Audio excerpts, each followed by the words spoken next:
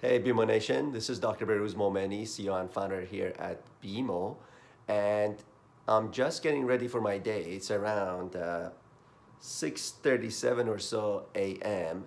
And I wanted to share a couple of things with you. One, because we've been receiving a lot of emails about CASPer, and one of the common questions we keep getting is, how long does it take to prepare for this test? So I'm going to tell you that. And two, there's been something else on my mind, and that's something I want to share with you. Basically, I want to share with you and argue that it's not about being yourself. In fact, you should avoid being yourself at all costs. Now, that may sound a little bit weird. I'm going to explain what I mean in just a minute. But first, let's go into the strategies for CASPer and how long it will take you to prepare for CASPer. Well, the answer to that question is not as straightforward as you may have hoped. First of all, let's think about CASPer as a test. What does it test? Well, it's sort of a test that is claimed to test for your personal and professional characteristics.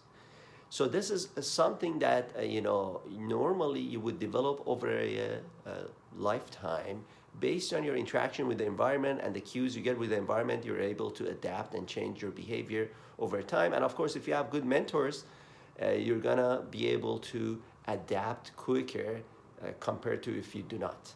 Now, how long does it take to prepare for CASPer? The other thing you need to remember is that CASPer, it's a test that is essentially testing a behavior. And to change behaviors, it takes a long time compared to when, for example, you're memorizing for your organic chemistry test or your anatomy test, for example. So since it's a behavioral type test, you do need to dedicate the right amount of time in order for you to change certain habits that are not good and also gain and form new behaviors. And our goal here at BeMo, when we help students, is to make sure that they become better professionals. It's not about teaching you tricks and any sort of something that's unethical. We essentially help you become future better professionals, and as a result, you become better at doing your CASPer test, your multiple mini interview, etc., as far as the admissions process goes. In our experience, to answer your question, it depends on the baseline level of preparation. If someone's already really good with the skill sets that are being tested on the CASPer test, it may just take them 2 or 3 weeks to prepare, sometimes maybe a week or so. If they're not, which is most common, it normally takes anywhere between 4 to 6, sometimes 8 weeks to prepare. So do allow yourself the appropriate amount of time to prepare for CASPer.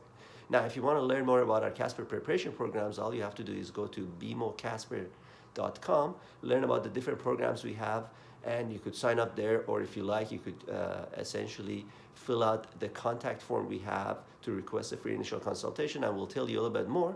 And if you like what you hear, well, you could sign up, and if not, that's totally okay too. So now, that was about CASPer. Now let's go to point number 2, something that I told you it's been on my mind, and it's the constant echo that you hear from everyone, whether it's an admissions office or, a test administrator, or even the general public. Sometimes you hear a lot of people say, hey, you know what? Be yourself.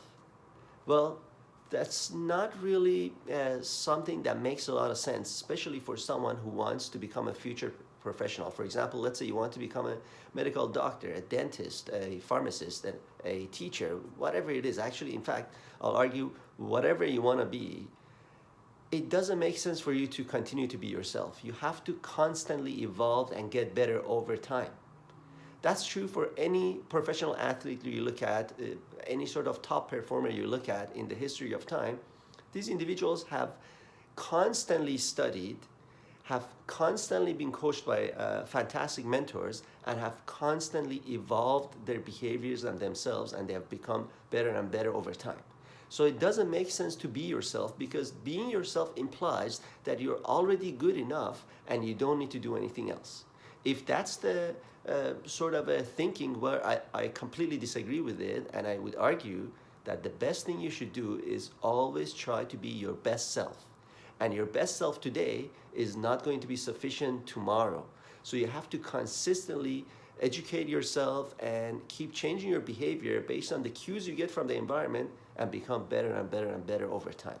So next time you hear be yourself, remember, it's not good to be yourself. It's always best to be your best self. With that said, that's all I wanted to share with you. If you enjoyed this as much as I enjoyed making it for you, go ahead and share it with someone else who may enjoy it as well. If you have any questions for me, of course, include it in the comment section, and I'll be more than happy to read them and answer them one by one. I hope you enjoyed this, and I'll talk to you soon.